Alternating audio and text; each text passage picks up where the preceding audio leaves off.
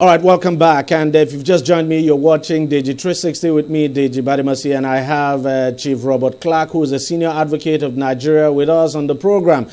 Chief, thank you very much for staying with us. Let's now switch over to the issue of Amotekun.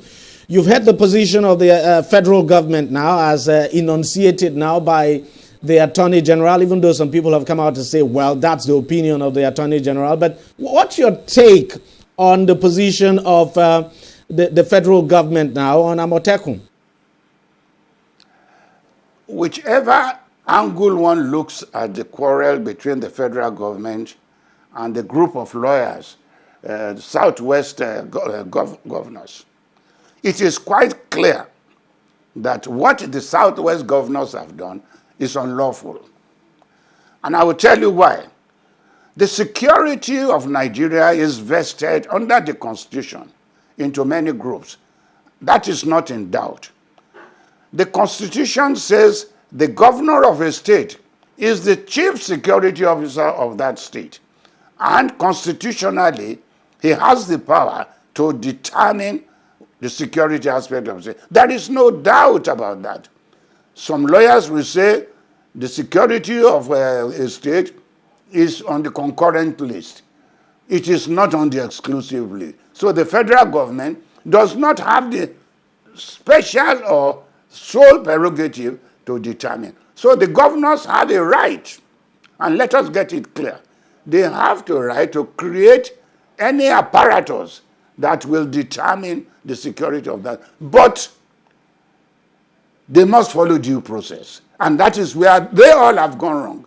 Number one, let me say it clear and loud. There is the forum of governors forum, or whatever they call themselves, has no basis in law. They cannot give efficacy to any statement they make as if it has the efficacy of law. Secondly, a group of governors coming together collectively to set up an apparatus has no basis in law. Because in every state, before a governor can exercise executive powers that is not in the Constitution, it must create a law that allows him to do so.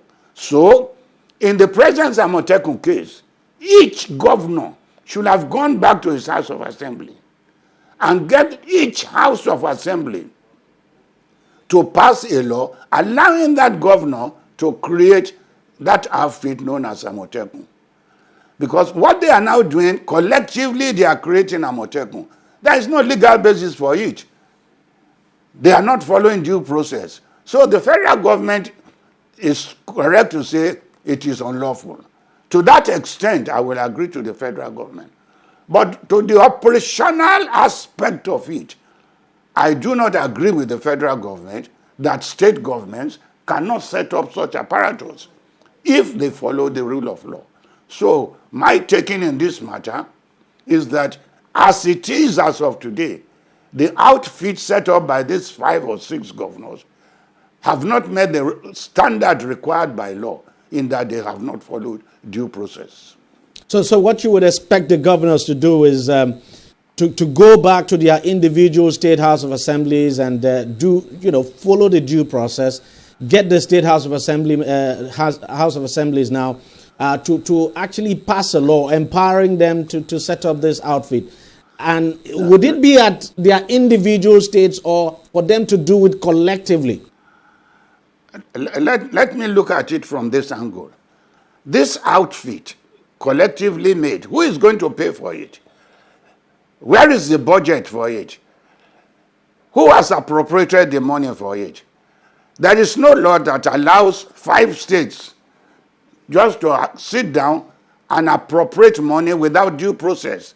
So this thing has to pass through the assembly of each state, who will now say, yes, there is a law creating such and such to be known as Amotekun.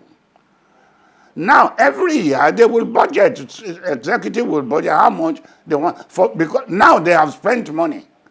We have seen series of jeeps and cars being allotted to them. Who is responsible? Where is the budget for it? Who is spending it? Have those money been? So these are the problems where they need each of them to go back to there. After each state has given, then the law may say, okay, this law creating this Amotekun also allows you to form an amalgamation or to form a syndicate, whatever you, with other states within your neighborhood. That would have been ideal. So the way it is, the governors basically put the cart before the horse. Definitely. They didn't give the matter a first thought, nor a second thought. So they have to go back to the drawing board. The governors have said they are going to challenge this, the position of the federal government in court. What's your take on that? Look, let me say it clear. Everybody wants to run to the court.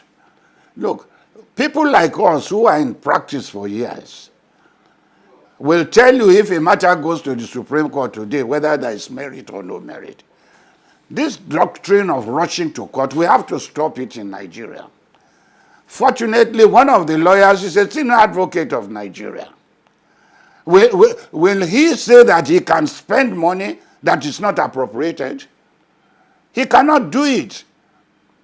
So where is the money he's spending on Amotekun, which has not been approved to be spent? Look, these are matters that if they go to court will be thrown back at them. They're just wasting your money and my money on nothing. I am a lawyer. I like to be briefed. I like to go to court. But when I know my client's case has no basis to stand, I will tell him the truth. And I think the attorney generals of these states will tell their governors not to go to the court, but rather lick their wounds, come back to their House of Assembly, each of them, and pass a law creating that outfit, which they have a right to do. All right, Chief. Thank you very much for talking to us and for your positions. It has always been my pleasure. Thank you very much. Thank you. Thanks a lot for your time, Chief.